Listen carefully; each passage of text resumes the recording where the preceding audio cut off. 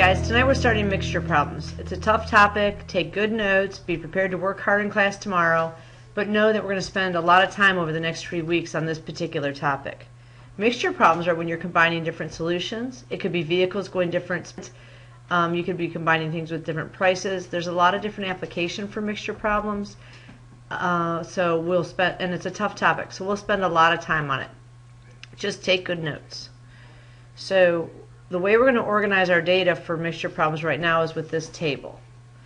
And some of you don't like to show work, some of you don't like to make tables, but I strongly suggest you learn how to use this table because it simplifies what can be a very challenging topic for kids.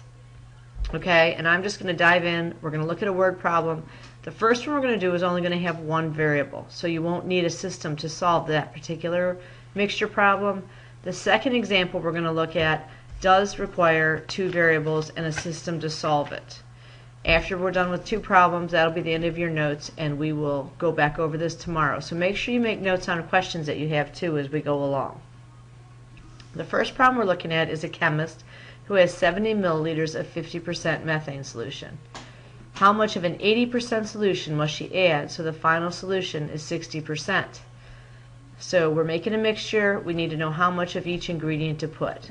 We're going to take the information given in this table or in this word problem and put it into the table and get our equations from the table. And the nice thing about the table is you kind of go in the same way every time, so it'll help you with finding the equations and solving the systems you guys are getting pretty good at right now.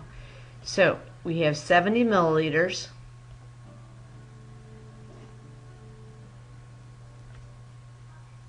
Let me get a pen working. Okay. Uh-oh. That'll be like a crayon, not a pen. Okay, we have 70 milliliters.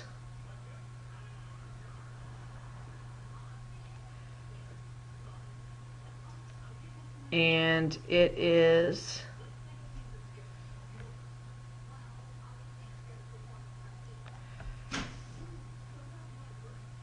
50%. Let me fix this because it had some funny thing on the pen, so it doesn't show up good there. We have 70 milliliters.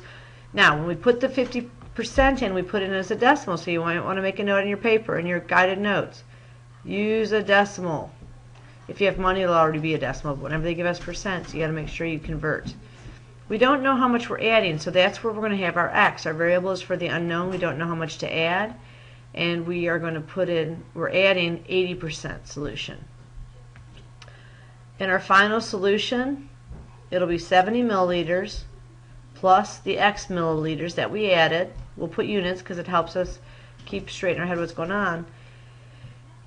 And we want it to be 0.6 or 60% methane. So over here, we're going to have 70 times 0.5 equals 35 milliliters for our total. Here we have x milliliters times 80%, so we're going to have 0.8x. And here, and remember, we're multiplying and saying equals, straight across here also, we have 70 plus x milliliters, and we'll use parentheses, which means we're going to have to distribute because we've got to multiply both of those quantities times 60%. So we're going to say 0.6 times 70 plus x.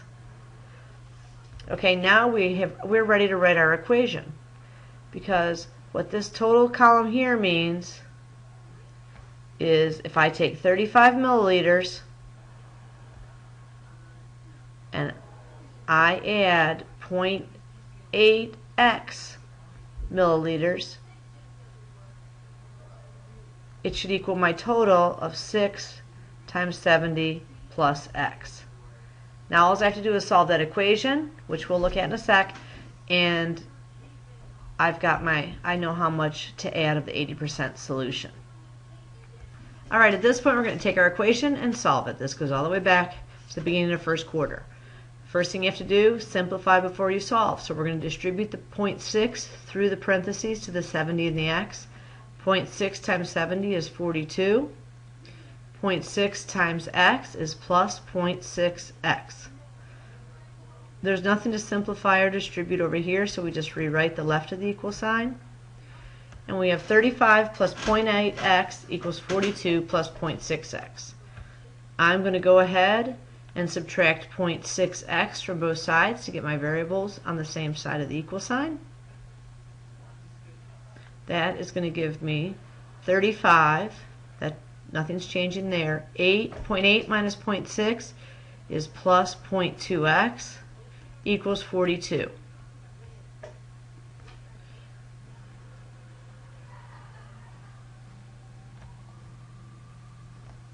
Okay?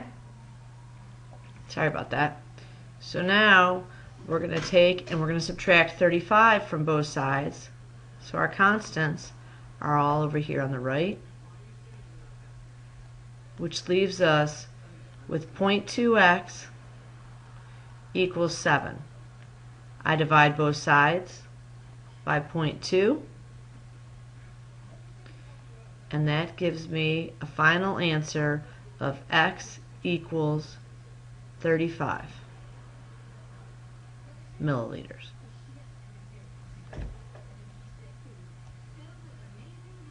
Alright, so we've solved the equation and we found out that x equals 35 milliliters.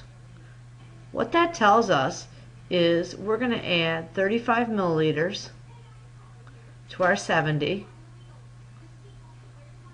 and at 60%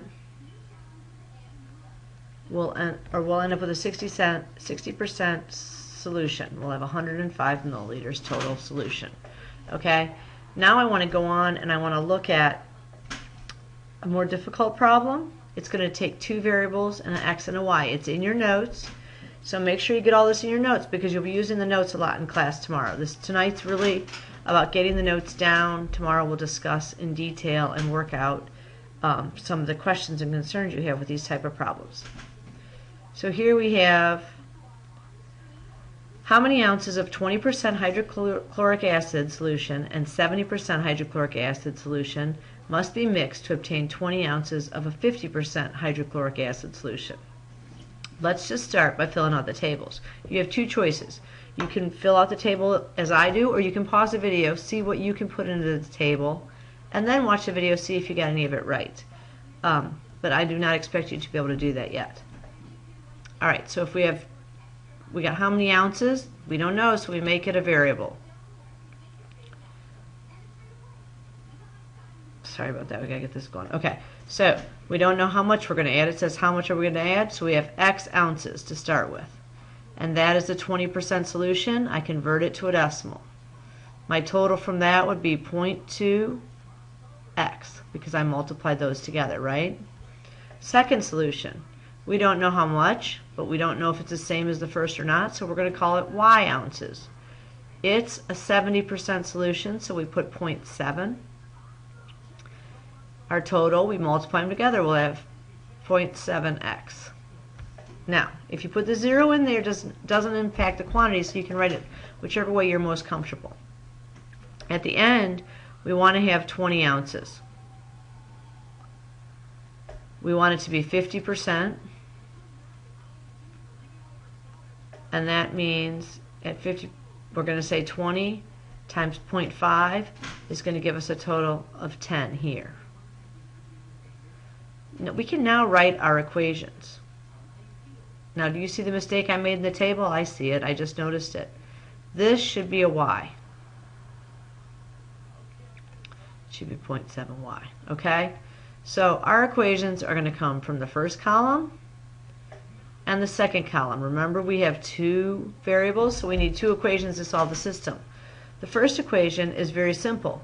We're taking x ounces, we're adding it to y ounces, and we're ending up with 20 ounces. There's our first equation.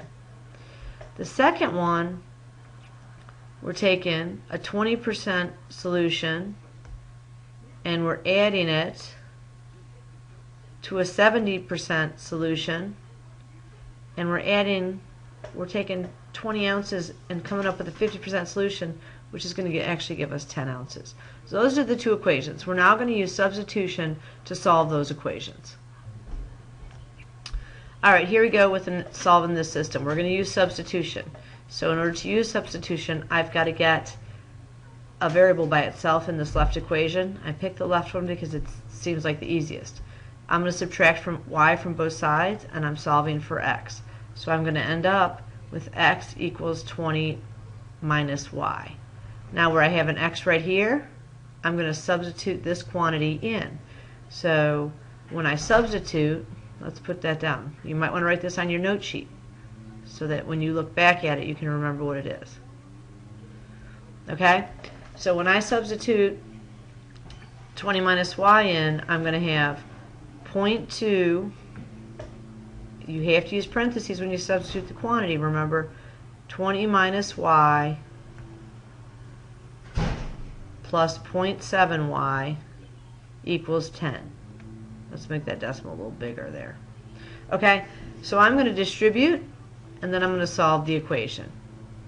This equation only has one variable now because of the substitution, so I should be able to solve it, right? 0.2 times 20 is 4. 0.2 times y is minus 0.2y plus 0.7y equals 10. So then I'm going to combine my like terms. We want to simplify before we solve. So I have 4 plus 0.5y equals 10. I end up, I'm going to subtract 4 from both sides, right?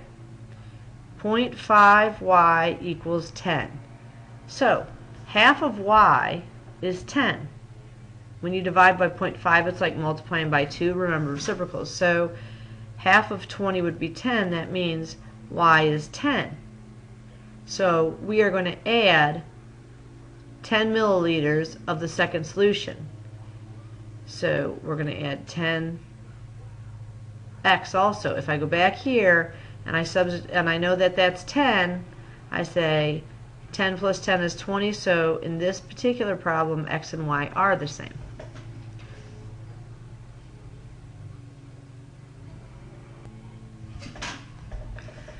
Alright, so at the beginning of systems we talked about mixture problems, and there are going to be a lot of different kinds of mixture problems that we're going to look at over the next few days. Alright, so now you've seen mixture problems. Over the next few days, we are going to look at them a lot, over the next few weeks actually. And there's going to be all kinds of mixture problems that we'll look at. Chemicals, coffee beans, bakeries, the speeds of vehicles, trains, boats, currents. Just be ready to really work on these and step up to the challenge, because it's an important part of math and I want you guys to be able to conquer it. So look over your notes, write down any questions or concerns that you have about this, and we will talk about them tomorrow. Have a good night.